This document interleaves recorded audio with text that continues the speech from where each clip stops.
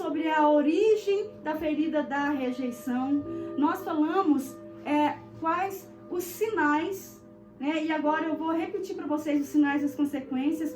E aí, o que você fala, nossa, eu tô sentindo isso, eu sofro isso, você vai falando sim, eu vou falando aí, você tá com o papelzinho e a caneta na mão, aí você vai colocando sim, sim. Vamos ver se tem muito sims, se a sua resposta de sim vai ser muito, aí sobre os sinais e as consequências. Então, ontem nós falamos que os principais sintomas que ocorrem nas pessoas que sofrem da ferida da rejeição é o pessimismo, a baixa autoestima, a procrastinação, tudo isso eu falei ontem para vocês, a necessidade em agradar o próximo, né, a síndrome da boazinha, aí do bonzinho, o isolamento social, timidez, rancor acumulado, sentimento de não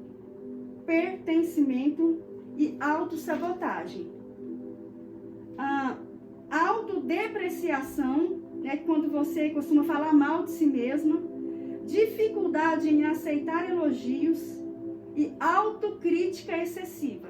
Esses são os principais sintomas de quem carrega e quem sofre com essa ferida da rejeição. Então, se você quer entender melhor, você vai pegar, você tem aí o seu e-book, imprime, ou então lê aí ele no seu smartphone, no seu notebook, no seu celular, porque, queridas, ontem eu segui aqui, você vai ver que tudo que eu falei tá aqui, ó, tá? E aí, queridas, também tem as consequências, e você vai ver agora se você está sofrendo com algumas dessas consequências. E vamos lá. Quais são as consequências que nós falamos ontem? De novo aqui, a baixa autoestima. Aquela mulher que sempre se acha feia, ela é a mais feia de todas. Ansiedade social. Ela não gosta de se conectar com outras pessoas e não gosta de ter relacionamentos. Medo do abandono. Evitação de relacionamentos de novo. Isolamento social. Dificuldade em confiar em outros. Depressão. A depressão é uma consequência de quem sofre com essa ferida da rejeição. Comportamentos destrutivos. Não tem aquela pessoa que ela tem muitos comportamentos destrutivos? Então, insegurança. Gente, meu nome era insegurança. Como eu era insegura. Como eu era insegura. E comportamentos de autossabotagem, que eu falei para vocês também ontem um pouco sobre isso. Vocês lembram? Vocês guardaram? Vocês conseguiram lembrar? Enquanto eu estou falando aqui, vocês foi startado na mente de vocês? Vocês lembraram sobre o que nós falamos ontem? Sim ou não? Sim ou não, queridas? Sim, isso. Comunique aí comigo. Se você quiser ir pro chat, vai. Se quiser só fazer um joinha, faz. Ou então balança a cabeça, porque eu vou entender que você está me ouvindo, tá? Eu gosto muito de comunicação. Eu gosto muito de me comunicar. Então agora, nós vamos passar. Eu já te mostrei tudo isso. E se eu falasse assim pra você, então tá bom, tchau, a imersão acabou, vamos em paz. Será que resolveria alguma coisa na sua vida? Eu acredito que parte, mas não seria suficiente para que você pudesse romper agora com tudo isso que você soube. Por quê? Porque eu conheço também muitas pessoas que elas têm o conhecimento disso e por elas ter o conhecimento disso e não saber agora o que faz com isso, elas ficam pior. Não tem aquela pessoa que quando ela descobre que ela tá sentindo uma dor. E aí ela vai ao médico. Ela tá sentindo uma dor assim, ó. Aqui eu tô sentindo aqui um caroço, assim, um carocinho tá doendo. E aí ela vai ao médico. E quando ela chega lá no médico, o médico fala assim pra ela: você está com uma doença muito grave. E essa doença que você está é uma doença X. E fala para a pessoa o que é essa doença, por que as causas, as origens dessa doença, as consequências. Não sei se já aconteceu isso com você, mas já aconteceu com você de você ir para sua casa e ficar pior? Porque agora você não está sentindo só a sua dor até aumenta. Você fala, nossa, doeu muito mais. Aí você dá febre, você vai para a cama. Não é assim? Então, a nossa saúde emocional é do mesmo jeito. A nossa saúde emocional, nós até sabemos que não podemos ficarmos ansiosas. Nós até sabemos que nós não podemos ter algumas emoções. Nós até sabemos disso. Nós sabemos que nós temos que melhorar, que nós temos que ter o controle da nossa vida, tomar as rédeas, né? Controlar as nossas emoções, ter domínio próprio. Nós sabemos disso. E aí você descobre, poxa, mas eu não consigo, porque eu estou doente, eu tenho uma ferida emocional. E aí você, ao invés de você melhorar, você piora, porque você fala, e agora, o que eu vou fazer com isso? Não adianta eu saber. Então agora nós vamos aprender, eu vou falar para você como superar. Agora você então vai aprender os 8 passos para superar a ferida da rejeição. Como que você vai superar essa ferida? E antes de eu entrar aqui na página que eu vou ler para vocês, eu vou voltar aqui na página 11 para mim continuar a história do nosso óvulo que se tornou uma lagarta. Gente, tem pessoas aqui que tem fobia de lagarta, você vai ser curada disso, tá? Vai ser curada, a menos que se você não quiser, não precisa. Tem pessoas que preferem ficar com fobia do que ser curada dela, mas aí tá tudo bem, também não tá errado, né? Você não quer. Agora, tem pessoas que têm fobia de barata, que têm fobia de elevador, que têm fobia de dirigir, né? Que tem fobia de dirigir. E se você tem algum tipo de fobia, tem como você resolver essa fobia, a menos que você não queira, porque tem pessoas que sentem depressão, que têm depressão e preferem ficar na depressão. Gente, isso é verdade. Tem pessoas que se sentem rejeitadas e elas preferem ficar na rejeição. Tem pessoas que são doentes e preferem ficar na doença. Tem pessoas que estão recebendo aí, né, um dinheiro do Estado e preferem falar, não, eu não quero ser curada. Eu quero ir lá na perícia e eu quero ser diagnosticada que eu estou muito mal, que eu quero continuar recebendo aí o meu dinheiro. Não tem pessoas assim? Eu conheço pessoas assim. Então tem pessoas, é escolha sua. Se a sua vida está tudo bem, né, você tendo uma fobia ou você estando doente emocionalmente, está tudo bem, você pode continuar doente, né? Tudo tem uma perda e tudo tem um ganho, você sabia? Se você tem depressão, tem uma perda e tem uma ganha. Tem pessoas, meu Deus do céu, gente, eu preciso tanto andar aqui com conteúdo, mas eu não posso simplesmente só ler uma apostila para vocês. Eu não posso. Então eu preciso falar o que eu estou falando aqui com vocês. Então tem pessoas que preferem ficar com depressão. Tem pessoas que preferem ter uma doença. Por quê? Porque através daquela doença ela está tendo algum ganho. Eu já atendi pessoas que quando eu perguntei assim para ela, e quando você for curada da depressão, o que você vai fazer? E essa pessoa falar, essa pessoa se imaginar sem depressão e ela ficar sem chão. Ela falar, eu não sei o que eu vou fazer. E eu perguntar, tá, me fala então, o que você ganha tendo depressão? E essa pessoa falar, olha, eu tenho depressão e eu já percebi que quando eu estou doente, os meus filhos me dão muito mais atenção. Eu já percebi que quando eu estou doente ou passando por uma dificuldade, que seja no meu casamento, que seja na minha saúde, a minha família, ela me visita, ela me abraça, ela me dá muito mais atenção. Você entende isso? Vocês estão me entendendo? Vocês entendem? Então tem pessoas que vão preferir ter uma vida assim. Tem pessoas que se programaram para ter uma vida assim.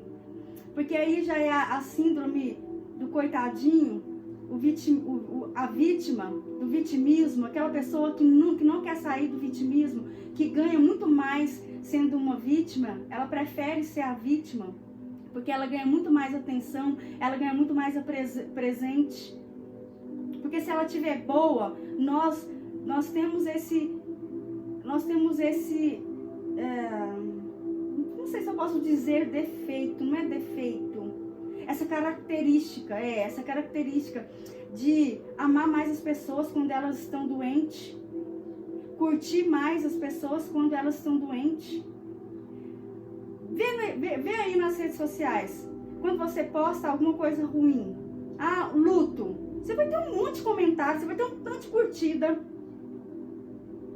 Posta aí no seu Facebook, no seu Instagram, nas suas redes sociais que seu casamento tá horrível, você tá desesperada. Não vai fazer isso não, viu, gente? É só um exemplo, não vai fazer isso não, isso é muito feio. Isso é muito feio. Você vai ganhar um tanto, vai receber um tanto de comentários, de solidariedade, de pessoa. Por quê? Porque nós temos essa característica de amar mais o outro quando ele está lá na pitimba. Por quê? Porque nós sentimos que nós estamos acima dessa pessoa. Olha como que nós somos. E isso muitas das vezes não é percebido. Às vezes nós queremos ficar mais perto daquelas pessoas que estão num nível menor que o nosso, para que nós possamos nos sentir bem com aquela pessoa. Nós não queremos nos relacionar com pessoas que estão acima de nós, que estão num nível acima de nós. Por quê? Porque nós vamos nos sentir mal. Olha só, isso é sério, não é, gente? Isso é muito sério. Isso é muito sério. É mais confortável. Nós não precisamos sair da nossa zona de conforto. Então vamos lá. Meu Deus, vamos lá. Então ontem nós aprendemos isso.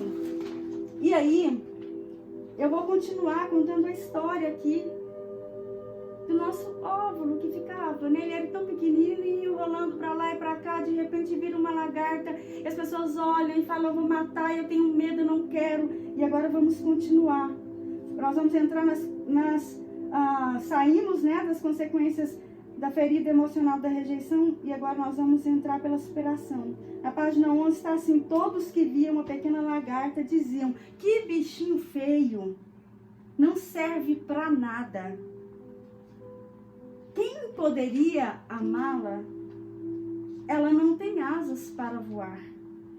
Ela é tão insignificante. E a pequena lagarta, apesar da dor, ia vencendo a cada rastejar. Agora nós vamos lá para a página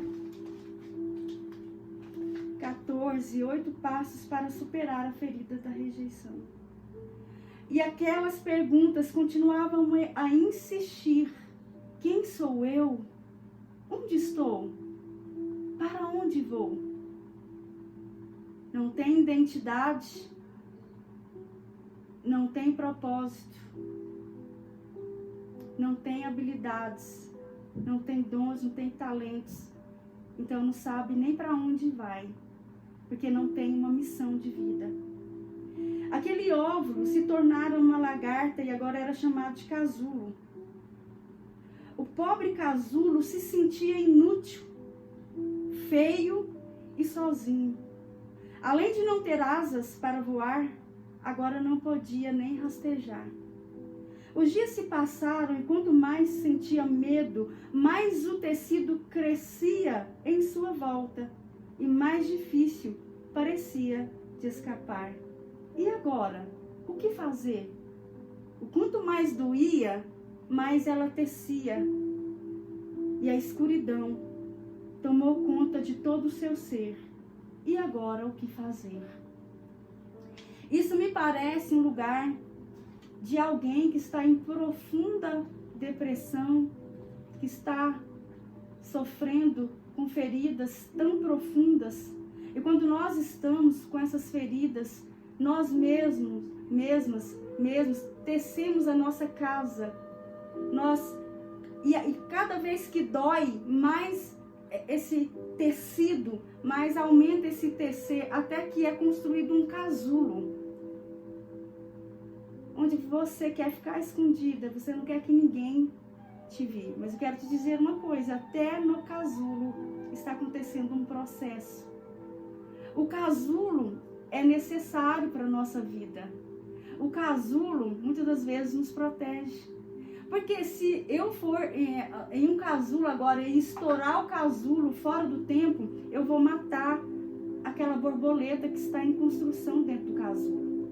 Só que se você está aqui, ontem eu disse para uma das participantes que vocês foram escolhidas para estar aqui, escolhidos para participar dessa imersão. Vocês foram escolhidos pelo dedo de Deus. Pelo dedo de Deus. Então chegou a hora de você romper esse casulo. Venceu, já passou. O casulo acabou para você. Você está aqui, você não tem mais saída. Fala para você mesmo, o tempo do casulo já chegou, já deu um basta. Esse casulo vai ser estourado. Se você está aqui, é por isso e para isso. E qual que é o primeiro passo para que você supere a ferida da rejeição? O primeiro passo para que você supere a ferida da rejeição é mude as suas crenças limitantes. Ontem eu disse para vocês que nós iríamos falar sobre crença. Todos nós temos crenças. Até mesmo aquelas pessoas mais incrédulas, elas têm crenças. Até mesmo aquelas pessoas que dizem, eu não acredito em Deus, elas têm crenças. Ela acredita que não existe Deus, então ela tem uma crença. Todas as pessoas têm crença. Não existe nenhuma pessoa na face da terra que possa dizer, eu não tenho nenhuma crença. E como que nós vamos mudar as nossas crenças? Primeiro nós precisamos entender o que são crenças. Você sabe o que é crença? Nós falamos, eu sou crente. Não é assim? Você é crente? Né? A pessoa vê nós falando o nosso crentez, né? Ai, misericórdia, embora hoje a misericórdia está na boca de todo mundo, né? Antes não era assim. Antes era mais fácil descobrir o crentez, a língua crentez, né? Hoje está mais difícil, hoje está mais assim. Mas você sabe o que é crença?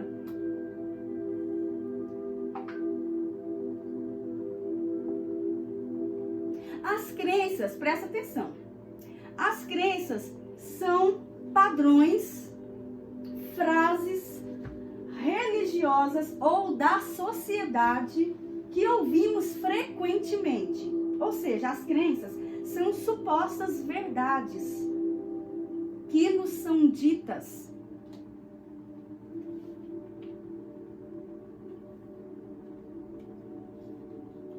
Ou seja, as crenças são as supostas verdades que nos são ditas e que adotamos como verdades absolutas.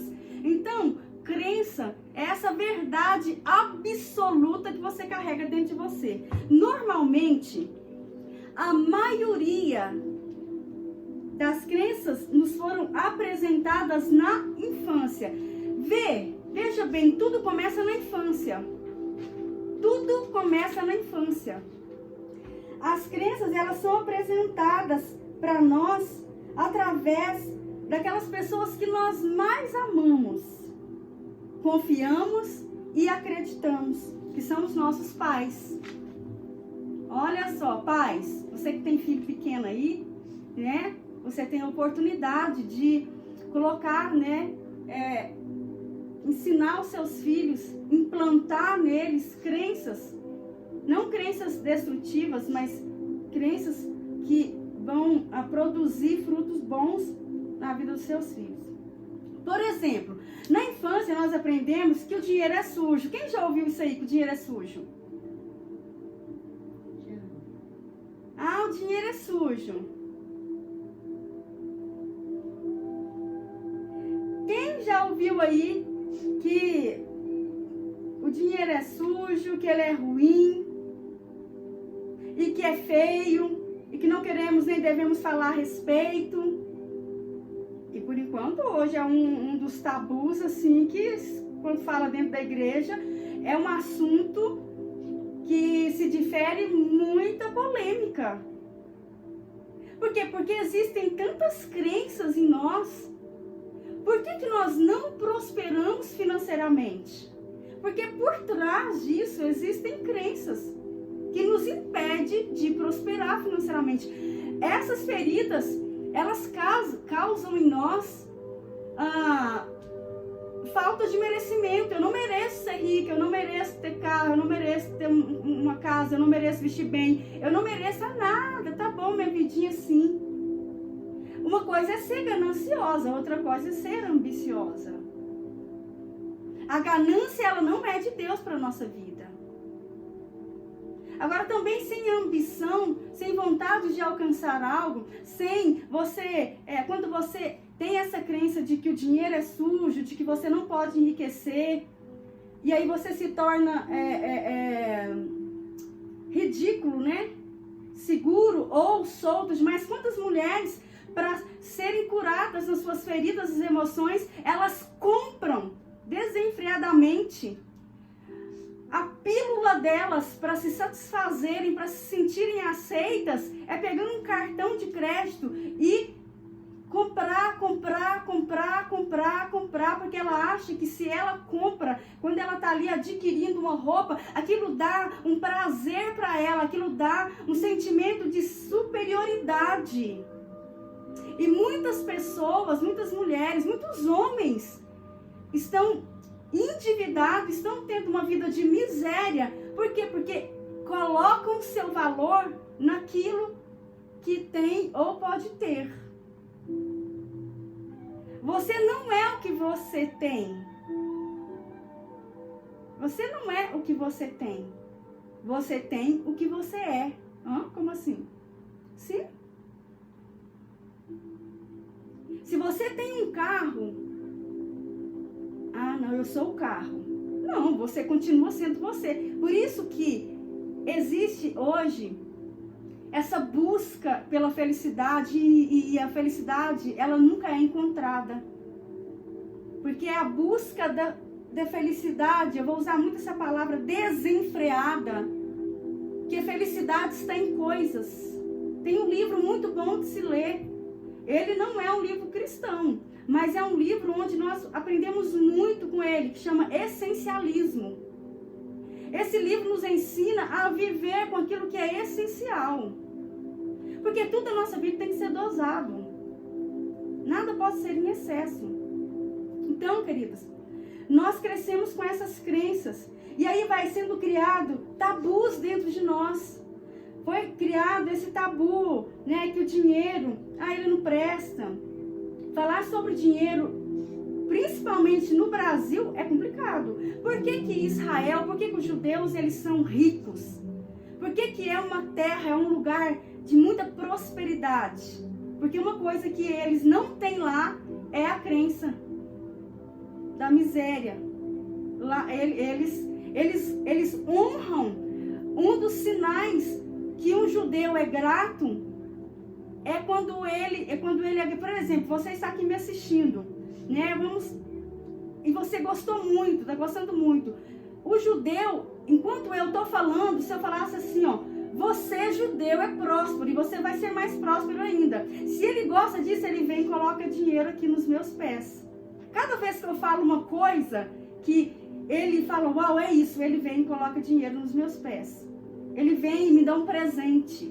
Porque eles têm esse princípio lá de dar, de oferecer com bens materiais. Já no Brasil, não. No Brasil, quando nós falamos de dinheiro, ladrão, né? Ela está afim do meu dinheiro, ela quer me roubar. Infelizmente, né, nós temos muitos casos que a gente olha e fica mesmo assim, meio com o pé atrás. Mas nós não podemos deixar que isso defina, que isso nos defina. Ok? Então, estão me entendendo? Então, nós temos que ter muito cuidado com as crenças que nós carregamos. Por quê? Porque à medida que crescemos, crescem também a quantidade de crenças sobre o dinheiro, que dinheiro não traz felicidade, que dinheiro não dá em árvore. Quantas vezes eu ouvi isso? Que dinheiro é a raiz de todos os males. A Bíblia fala mesmo, né? Mas por quê? Porque quando o dinheiro se torna seu Deus. Quando você se sente aceita, se você tem dinheiro ou não. Queridos, eu tenho dinheiro ou não na minha carteira, eu sou essa aqui, ó. Eu me sinto a mulher hoje, né? Que eu já sou curada e sarada. Eu me sinto uma mulher, eu chego chegando nos lugares. Eu chego chegando. Por quê? Porque eu sei quem eu sou. Eu sei onde estou e eu sei onde Deus tem pra mim. Eu sei onde eu vou chegar. Então eu não sou o dinheiro que eu tenho. Eu não sou a casa que eu tenho. Eu não sou o carro que eu tenho. Você não é aquilo que você tem. Você é. Você é uma mulher muito especial. Então, nós já ouvimos muito falar sobre isso, que rico não entra no céu. E você sabia que isso, querendo ou não, foi criando em nós algo que nos impede de nos enriquecer? Você sabia disso? Gente, isso é muito de verdade, tá? Se você tem essas crenças, essa crença de que você não pode enriquecer, que você não merece ganhar dinheiro, você nunca vai ganhar dinheiro. Você sempre vai estar no mesmo lugar. Eu estou em fase de construção. Eu não posso falar para você, eu tenho dinheiro hoje. Eu falo que eu ainda não tenho. Eu tenho, mas eu ainda não acessei, eu falo. Mas eu sei onde eu quero chegar. Por quê? Porque uma mulher curada, ela sabe que a vida dela é para abençoar também. Uma mulher abençoada, sarada e curada, um homem sarado, ele quer também contribuir aí para que a sociedade também seja alcançado com a prosperidade que é em sua vida. Logicamente, os nossos pais e antepassados, eles não fizeram por mal. Eles apenas reproduziam o que ouviram e a maneira com que foram ensinados. Contudo, se o ciclo não for rompido, em algum momento essas crenças vão perpetuando de geração em geração. Entende isso? O que você está aprendendo? Que nós precisamos quebrar isso, essa crença de que nós não podemos ter uma vida boa, que nós não podemos ter dinheiro, que dinheiro é sujo, que dinheiro não é de Deus. Deus tem riquezas para nos entregar. Eu acredito nisso. Deus tem riquezas para nos entregar. Deus ainda realiza sonhos. Então, agora, para vocês entenderem melhor um pouco sobre isso, nós vamos falar sobre... Lembra que eu falei para vocês que eu ia falar sobre as 3 crenças nucleares? Lembra? Então, eu quero falar com vocês... Por quê? Porque essas 3 crenças são a base de todas as crenças limitantes que existem na nossa vida. E vocês vão entender daqui a pouco quais são as crenças que te limitam. Por que você não consegue ser a mulher que você tem que ser? Por que você não consegue alcançar aquilo que você tanto deseja? Ora você está bem, ora você está no céu, ora você está no inferno. Ora você quer viver, ora você quer morrer. Ora você quer ir lá e fazer, e pregar, e cantar, e o id. Ora você quer ter uma boa profissão. Ora você já, não é pra mim, isso eu não dou conta. Tá? Por quê? Porque o que está por trás disso? Se você não descobrir isso... Olha, hora nenhuma é invalido a sua ida nos cultos, porque elas são essenciais. Você tem que congregar, você tem que ir sim, você tem que participar, você tem que ler a Bíblia, você tem que jejuar, você tem que orar. Mas se você não entender isso, você vai passar dias e dias e as coisas não vão mudar. Quem sabe você está aí há 30, 50 anos na igreja, há 20 anos na igreja, e você conhece pessoas também que estão anos e anos e anos e anos processando uma fé, mas você olha para a vida daquela pessoa e a vida dela é um desastre. Por quê? Será que é porque Deus não faz mais, não tem mais efeito, não surge mais efeito? Será que é imposição de mão? Será que não tem mais? Será que o Espírito Santo, ele não nos conduz mais? Não, é porque você não está entendendo e você ainda não descobriu o que tem que ser feito para que isso seja mudado.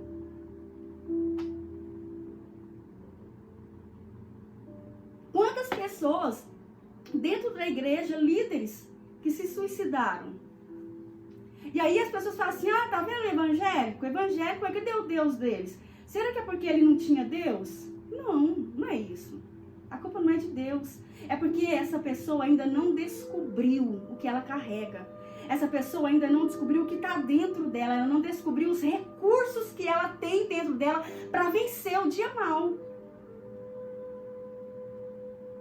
Por quê? Porque nós precisamos, melhor do que remediar é prevenir. E nós queremos sempre remediar. Mas quando nós prevenimos, e aí o dia mal vem, o sentimento, a emoção ruim vem, mas nós estamos preparadas para lidar com a emoção ruim. E é por isso que você está aqui. Quais são essas crenças nucleares? E aí você preste atenção que você vai descobrir se você tem não, porque né, a maioria de nós temos, todos nós temos se nós não tratarmos, né, algumas não têm porque foi tratado. Mas você vai descobrir se você tem alguma dessas crenças nucleares aí e por que você age. Por que você age? Né, Helena? Quem sabe? Tchan, tchararã. A Helena tá pedindo um brinde aí, né? Então, mas o tempo é pouco mesmo, né, gente? Dá vontade de ficar aqui ensinando pra vocês, não só hoje, que eu tenho que ficar aqui correndo e não dá pra me abrir muita coisa. Então, nós vamos falar sobre as 3 crenças nucleares. Quais que elas são? A primeira crença é nuclear ou central, que está no centro, que a partir dela vem as crenças limitantes, vem os pensamentos automáticos. Não tem os pensamentos automáticos? Você não consegue lidar com eles? Então, eles estão aí por causa das crenças centrais. Uma dessas crenças é a crença do desamor, faltando 10 minutos. Eu vou falar aqui sobre o desamor. Não, vamos fazer o seguinte. Eu vou parar agora. Nós vamos agora ter um intervalo, tá? Um intervalo de... Agora são 15h46 aqui. 10 minutinhos, só que assim, 5 minutinhos, né? 4 horas a gente volta, não? 15? É, isso pode ser 4 horas, nós vamos voltar e aí nós vamos falar sobre essas crenças nucleares, ok? 4 horas, eu vou criar outro link aqui e vou enviar para vocês. E queridas, por causa desses momentos, então a gente já pode perceber que não vai